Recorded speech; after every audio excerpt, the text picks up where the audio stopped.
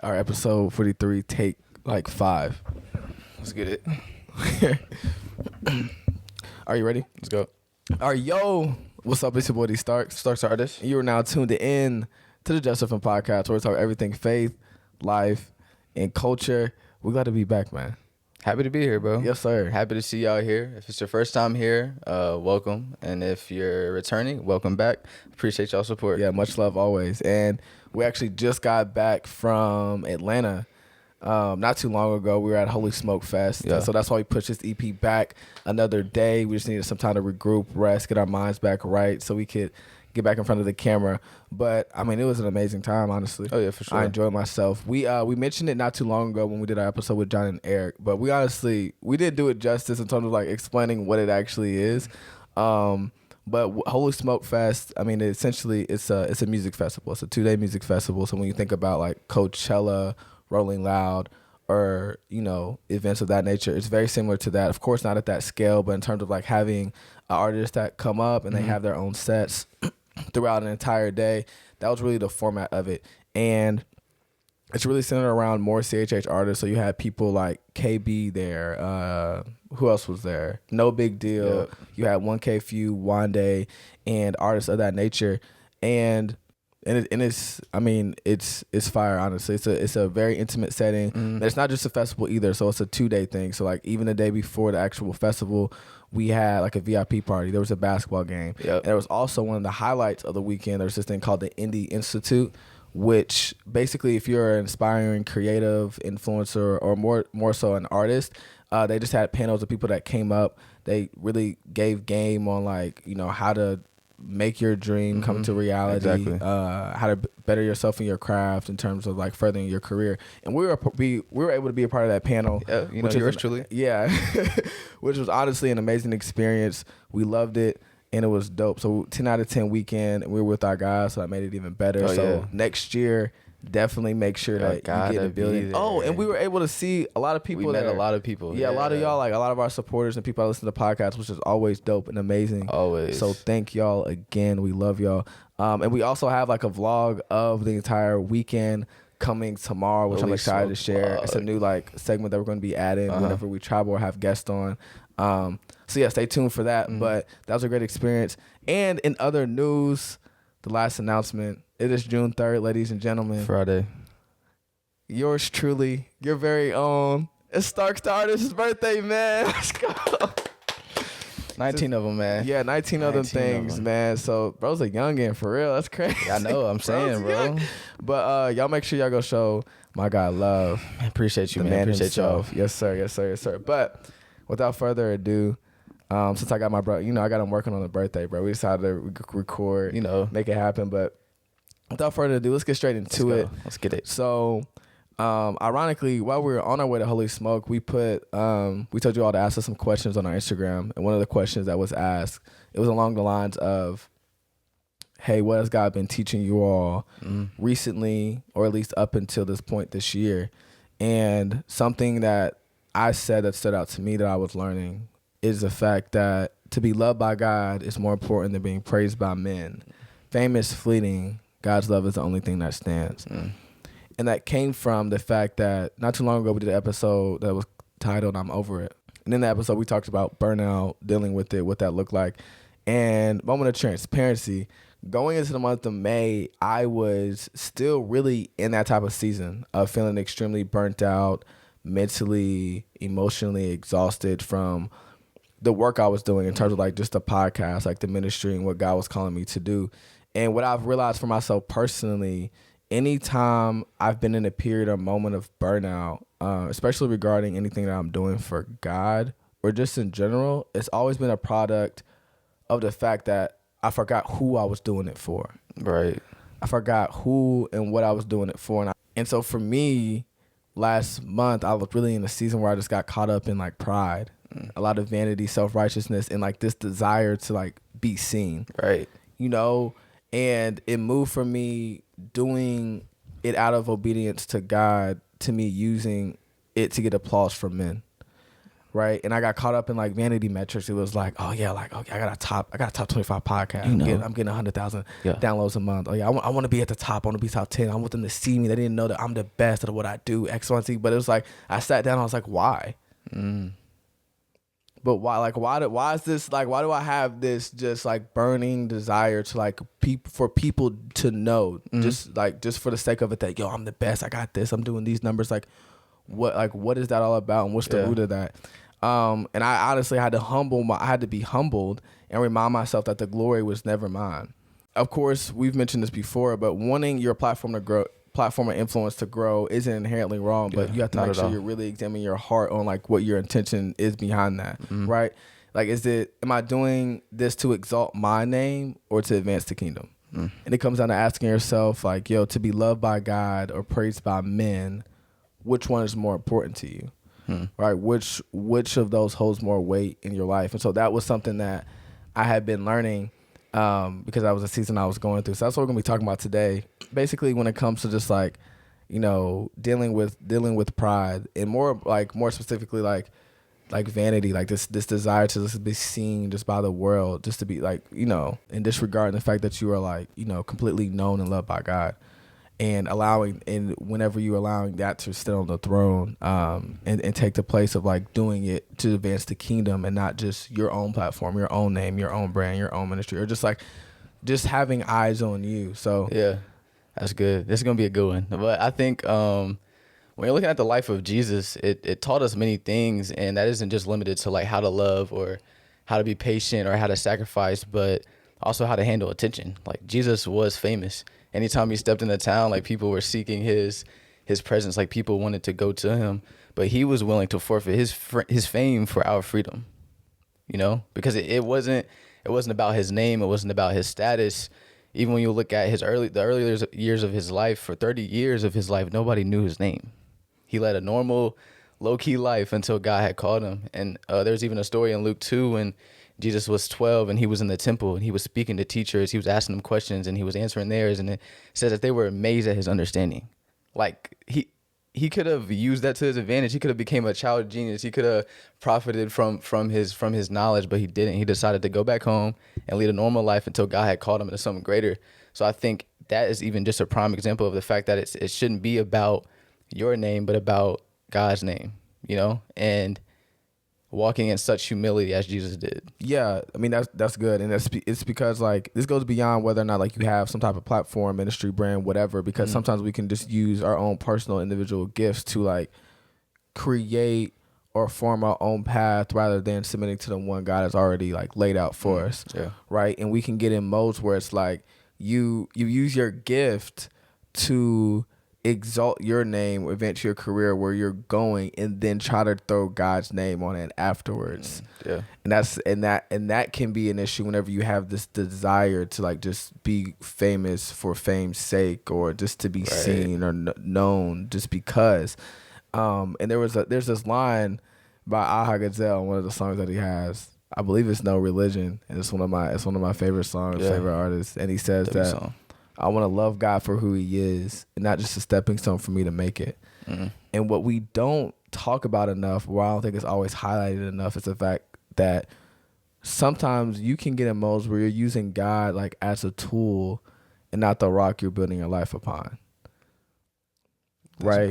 Like you can get in modes to where it's just like, oh yeah, like I'm just going to use God's name and the favor I have on my life to get me into this door, to get me, to form this relationship.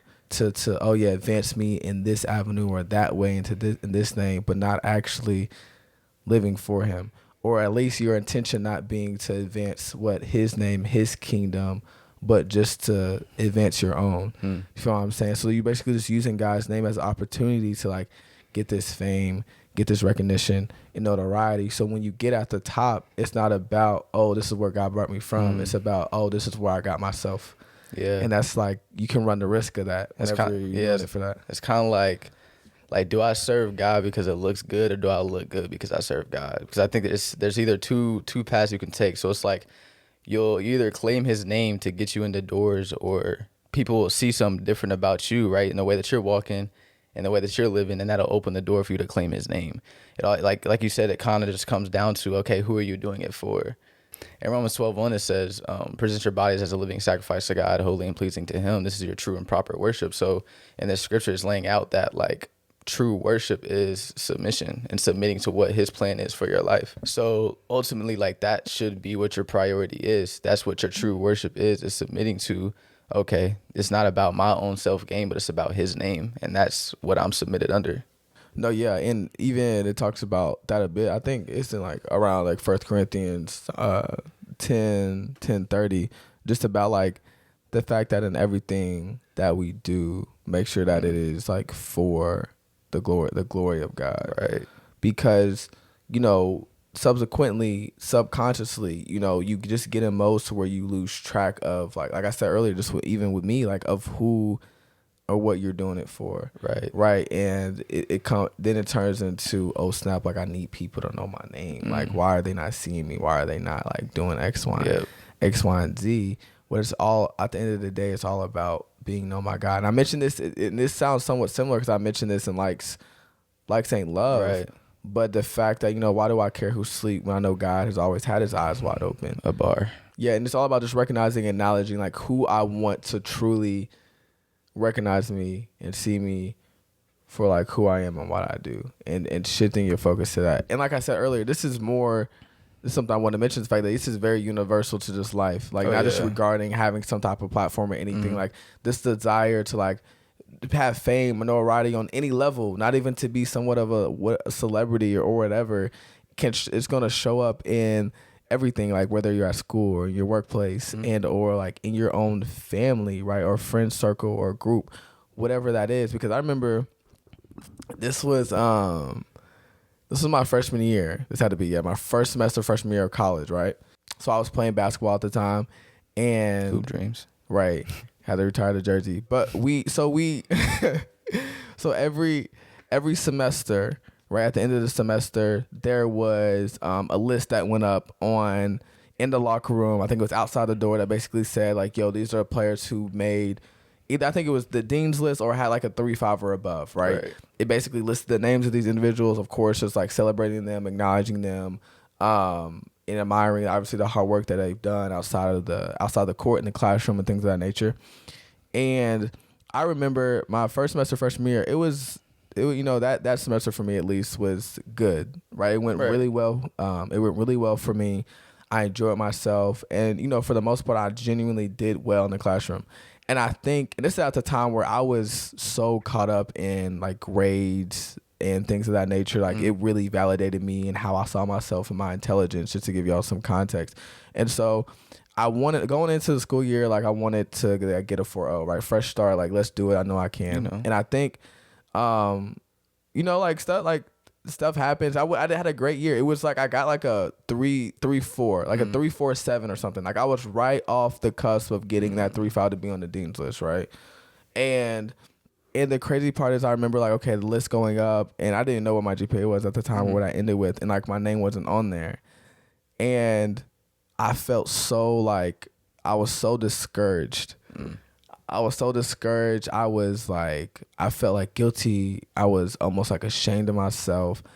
But it wasn't because, and this is what I realized. It was crazy. But it wasn't because I didn't think I worked hard.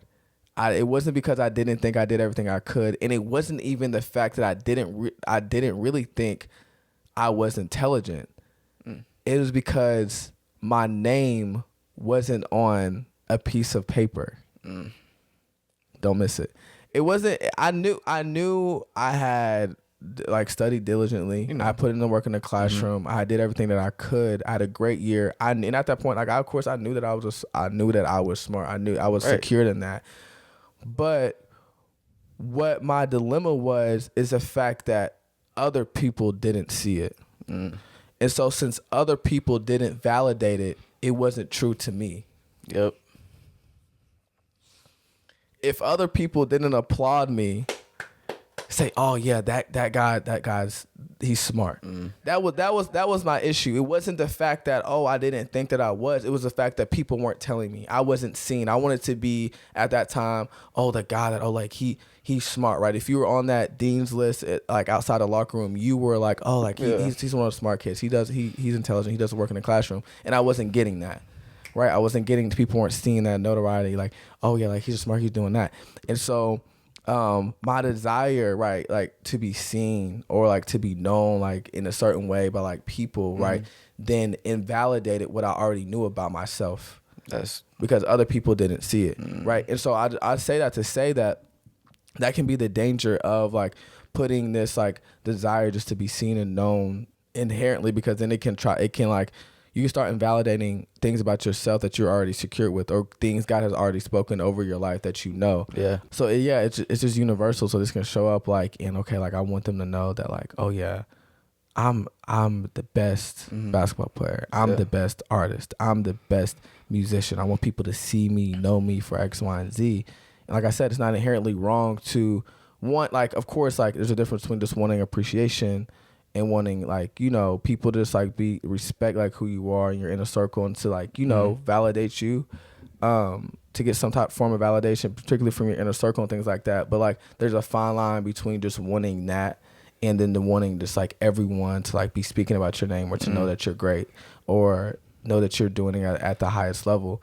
But yeah, it can go to so many different things, like even like in your workplace, right? It's like, oh yeah, like I need to be seen as like, they need to know me, and they need to talk about me as like the best employee, or the best employee, or like I do this the best, or I manage these individuals, right? I'm doing this at a high level. And it's just like, why?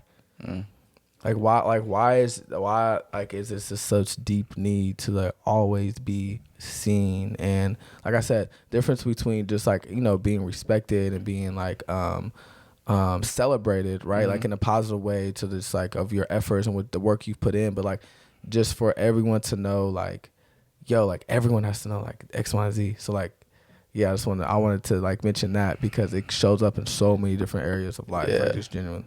Yeah, bro, you're definitely saying something. I hope y'all ain't missing it, because I think that's really good. And similarly, something that kind of caught me off guard is, I think when you understand God's love for you and your love for yourself, you don't need the praise of men. But you no longer needing the praise of men doesn't automatically extinguish your desire for it. So it's possible to want something you don't need. Even as humans, we have a bad habit of wanting and desiring a lot of things that we don't need. Like, what do you mean? Like going out to McDonald's when we got food at the crib, course, or you know, a bunch of different things. Like that's just, I feel like a part of our nature is wanting things that we don't even make a D's late night. You know what I mean? Stuff that we don't even need. So I think it's still possible to understand God's love and still reject it.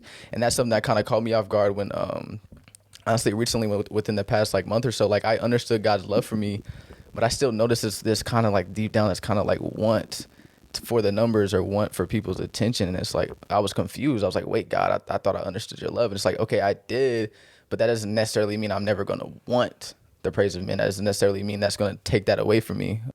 So I think that's something that you can't allow yourself to be caught off guard with. Like we were saying earlier, it has to be like a continual heart check, because it's not something that is just going to disappear, you know? Yeah, and as you're saying that, I'm remembering, I think we said this in cycles, I believe, but when we talked about how sometimes you can feel like you're not free from your sin. Right. It's like, oh snap, I'm feeling this desire or this urge to go in out with them, or to do this. Like, yo, I thought I was freed from this. I thought I was delivered.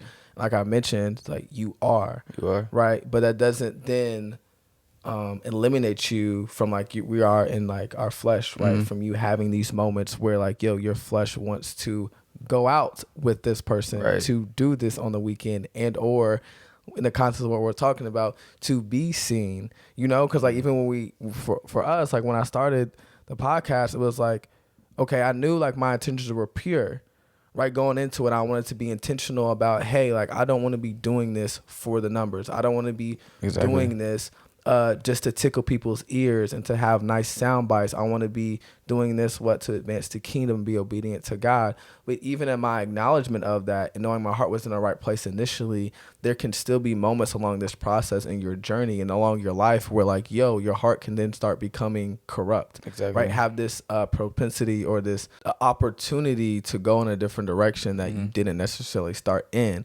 So like, you know, just reiterating what Jordan's saying, it is a continual heart check in anything that you're doing, like in anything that you're doing, of like, okay, like I know that I'm just doing this out of just a passion that I have, out of like enjoyment for this. And when you feel these things coming up, right, you get that these ideas are like, oh snap, like you start looking at the numbers a little more, like, exactly. hey, dang, like those numbers are kind of low, bro. Oh snap, we ain't getting as many likes no more. Like, oh snap, they not saying my name as much anymore. Like they're not. Oh, that applause is a little. It ain't loud as much anymore. And you start right. Those thoughts start creeping in, and then your focus starts becoming on these other things, right? That are contrary to what you started out with. And just it's all about just reorienting yourself and coming back to the base, and allowing like to be open to Holy Spirit, allowing Him like to convict you and bringing you back to a heart that is like has this desire just to please God and nothing else. And you had mentioned something at the beginning of that. You said that when you understand God's love, you don't need the praise of man. You don't need the praise of men. And what I've realized in my own personal experience is the closer I do get to God, the less I desire to be quote unquote famous. The less I desire to just be seen or applauded by men, because like the closer I get to Him, the more I acknowledge Him. And the more I acknowledge Him, the more I realize how much He has His eyes on me. And once I realize that I am like fully known and loved, the less I desire to seek that from other places. Exactly. And so there's actually this TikTok that I saw not too long, like quite literally, it was like a few days ago. It was really powerful though. And he's basically talking about how, like if you have a problem at a store, right?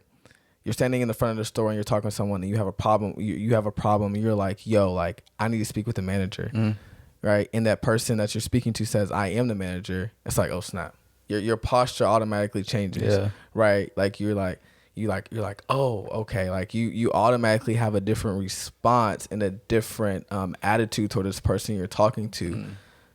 Not because anything changed about the person. It's just because now you've acknowledged who they were, that's right? Fair. Yeah, exactly. You've now acknowledged the person and the character of who they are that's in front of you. You present your need and what you need to them. And so in this video, he's talking about how like we can sense God's presence by simply just being aware of the fact that He's never going to leave us or forsake us. And the fact that a lot of the issue and the problem is we're ignoring Him rather than we feel distant from Him. And when it comes to knowing that I am close to God, or at least rather that He is close to me and that He sees me, it comes to a simple change of the acknowledgement of the person who's right in front of me. That changes my posture, my attitude, my demeanor, my character, and how I act. Not because the person changed, because He's always been the same. It's now become from the fact that I have now acknowledged who He is. And who's right in front of me. And I thought that was so powerful. So, just going along with what I said, it's like, yo, like the more that I have now acknowledged God and the fact that He's with me, right? That He validates me, that I have an audience of one, that His well done is more important than what anyone else has to say. The less this desire I have to be seen by people, notoriety, or anything or vanity to control my life, because I've now acknowledged who's right in front of me. Same person, different outlook. That's all it is. Yeah, and I kind of want to second something that you were honestly talking about before that as well. I think in my life, I've always seen a direct correlation in my life between pride and people pleasing. So I only cared about the praise of men when I no longer gave my praise to God and He wasn't on the throne over my life, right? Run it. I said, I've always seen a direct correlation in my life between pride and people pleasing. So I only cared about the praise of men when I no longer gave my praise to God and when I was on that throne. So I had to get to a place where I was humbling myself. And I think humility, kind of along the same lines of that same person, different outlook, it not only changed how I saw myself, but also how I saw other people. So when I got to a point where I took myself off the throne, then the words of men held less weight in my life, because and like you said, it wasn't about the people themselves, but about how I was looking at them. Because when I was looking at myself and holding myself to a higher standard than I should have been, I was holding other people to that same standard so that their words held more weight, if that makes sense. So it honestly genuinely came down to the fact that, okay, who am I giving my praise to? And if God's on the throne of my life, then nothing else is going to matter. Then the words of men aren't going to matter. And it was that humility piece, honestly, for me. Like if you're humbling yourself and putting God back on the throne, then I think the words of men aren't really going to matter as much as they used to. Yeah, and I'm just now thinking of this, and this may be a stretch, but when I think about praise, I usually think of a position of which you're kneeled, and my eyes are looking up at God. So I have no room to look at anything else. But when I'm on a throne, I'm now looking at everyone. I am now aware. I am now vigilant. I am now like conscious and very detailed in what everyone is saying, what everyone is doing, and how everyone is reacting to me. So whenever I'm in a position when I'm now in a position of praise, admiration, or rather devotion to God, I'm only focused on one thing. Stop it. Come on, Holy Spirit, stop. It's what was it? When I stopped seeking praise. What did you say? I only cared about the praise of men when I no longer gave my praise to God. I only cared about the praise of men. That's so fire, bro. When I wasn't giving my praise to God, because it's all about the position you're in, perspective. Your position is going to determine how you see everything. It's about the position. Praise, I'm in a position of kneeling. When I'm praising, I'm only focused on one thing. What position are you in? I mean, that makes sense. That's so fire, bro. I didn't know. I thought it was a stretch. I didn't know if it made sense or not. It makes a lot of sense. Even when you look at like celebrities, those are like tend to be the most miserable people because of what they're idols, right? And they're on the throne, so they're seeing what everyone has to say about them. They're seeing what everyone is they're seeing what everyone has to say about them. They're hearing all the chatter because they're up here. They're looking at it because they're on the throne. So they see everything. I think as humans, we were never meant to see and care about what everyone had to say about us. You know what I mean? Yeah. And whenever I even think about like when I'm thinking about like positioning, like whenever, I think about like when I go up to the altar and I'm now kneeling, like, my back's turned to everyone else. It's turned, bro. My back's turned to everyone else. I literally can only face one thing. I'm just facing God. It's me and him. AO1 gang. So where your position is going to determine what you're seeing. Audience of one. There it is. It comes full circle. It always I does, love bro. that. That's so fire. But you got that's so good. Yeah. That's so good. I like that. So yeah, you got anything else to lead the people with though? Going off of that, good, bro. I gotta I gotta follow that up, bro. This is crazy. Now I just say, I'll say there's a scripture, Matthew 15:8. I want to lead the people off with. It says, "They honor me with their lips, but their hearts are far from me." And I think this is a constant reminder for me. It should be a constant reminder to you of the fact that, okay, you can be, claiming the name of God and praising him and still have an undertone of self-ambition and self-gain. So it's always important to constantly be checking that heart because it could still be far from God even when your lips says something else. So yeah, that's what I want to lead the people off with. Yeah. And I kind of go back to something I mentioned not too long ago, is the fact that, once you realize that you're fully known and loved by God, the less you'll desire to seek that from other places. And it's all about now acknowledging who and what is right in front of you, who and what is always with you, who is your creator, your validator, and who you're going to allow to be the standard of, greatness in your life, right? Like, or the standard for where you get your validation in life. Because that really blessed me. And then again, like, what is it? What position are you in? Right. What position are you in? And that helped me. Because you only care about the praise of men when you stop giving your praise to God. In a position of worship, in a position of prayer, if y'all have done it for real, there is no room for self-righteousness.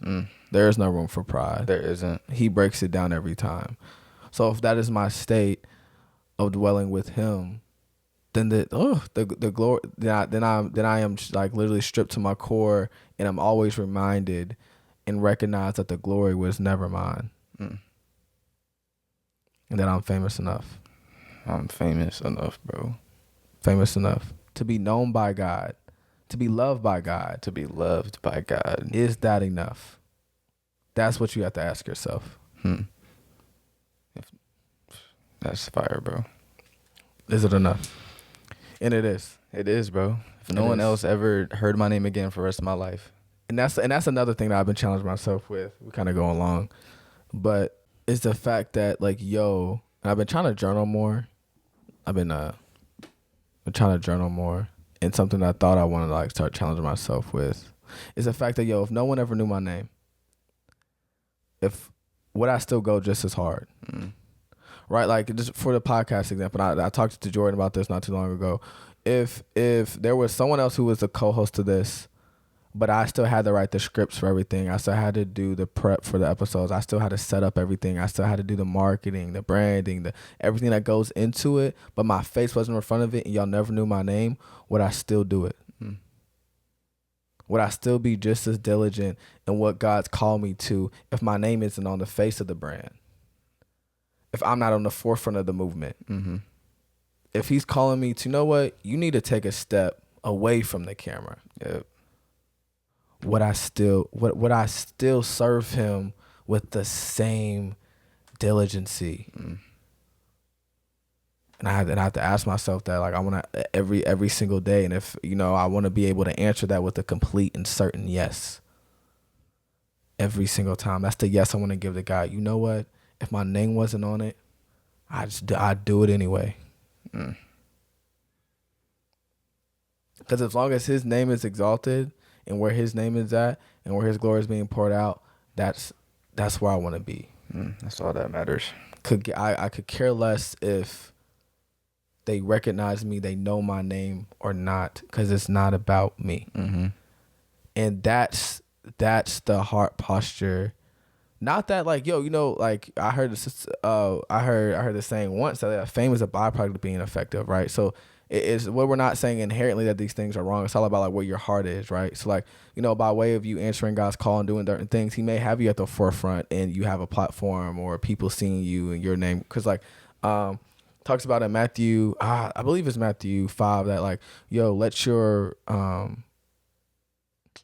light shine and your good deeds known, so they will see your good deeds. Let your light shine so they will see your good deeds and glorify your Father in heaven. Right? So it's not like he's not a God that doesn't want you to have success or to be successful. Right? But he just doesn't want that to be more important than, like, his glory being known, him being on the throne. He doesn't want that to become the God.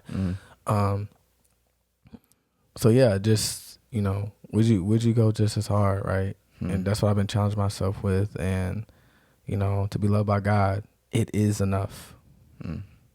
Famous enough. That's it. Famous enough, bro. That's it. But look, man, appreciate y'all tuning in again. Last 6 months of the year. Let's get it. Let's go. I'm excited. So much coming. We keep saying that, but I promise you it's going to happen. We're just going to make it happen. We are. Besides saying it, we're gonna do it. But yeah. You got anything else? I think that's it, bro. Pin drop. Y'all know what it is. Stay you, stay real, and stay humble. We'll catch y'all next week. Much love. Not gonna lie, that